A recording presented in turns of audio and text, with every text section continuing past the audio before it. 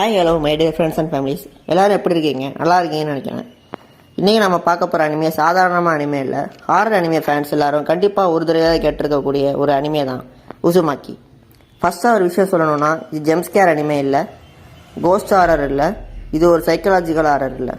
அதை விட வேறு லெவலில் சொல்லணும்னா இது ஒரு மைண்டு டிஸ்டர்ப் பண்ணக்கூடிய ஹாரர்.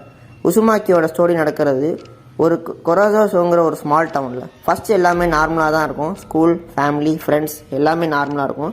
ஆனால் கொஞ்சம் கொஞ்சமாக அந்த டவுனில் இருக்கிற எல்லாரும் ஒரு வித்தியாசமான ஒரு எஃபெக்டை ஃபீல் பண்ணுவாங்க.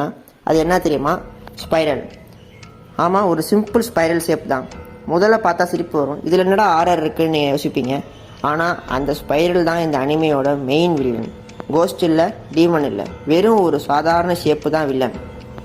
ஸ்டோரியோட ஹீரோயின் கீரி கோஷிமா, அவளும் அவளோட பாய் ஃப்ரெண்ட் சூச்சியும் தான் நம்ம மெயின் கேரக்டர்ஸ். சூச்சி தான் ஃபஸ்ட்டு அந்த டவுனில் ஏதோ தப்பாக நடக்கிறத நோட்டீஸ் பண்ணுவான். பர்டிகுலராக அவனோட அப்பா ஸ்பைரல் மேலே ஒரு அப்சஷன் டெவலப் பண்ணுவார். எங்கே பார்த்தாலும் ஸ்பைரல், எதில் பார்த்தாலும் ஸ்பைரல். சில நாட்களில் அந்த அப்சஷன் பைத்தியமாக மாறிடும்.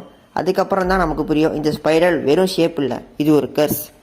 டவுனில் இருக்கிற ஒவ்வொருத்தராக கொஞ்சம் கொஞ்சமாக அந்த கர்ஸுக்குள்ளே மாட்டிப்பாங்க. சிலர் பாடி ஸ்பைரலாக மாறும், சிலர் மைண்டு ஸ்பைரலாக மாறும், சிலரோட லைஃபே ஸ்பைரலால் அழிஞ்சிரும். அதுதான் உசுமாக்கியோட பிக்கெஸ்ட் ஸ்ட்ரென்த். இந்த அனிமேல நீங்கள் பார்க்குறது கோஸ்ட் இல்லை, human fear, human obsession, human madness. அதுதான் செம்ம டிஸ்டர்பிங்காக காமிச்சிருப்பாங்க. அண்ட் இப்போ வர நிறைய அனிமே மாதிரி இது கலர்ஃபுல்லாக இருக்காது, பிளாக் அண்ட் ஒயிட்டில் காமிச்சிருப்பாங்க. ஒரிஜினல் மேங்காவோட க்ரீஃபி ஃபீல் அப்படியே இருக்கணுங்கிறதுக்காண்டி தான் அந்த மாதிரி.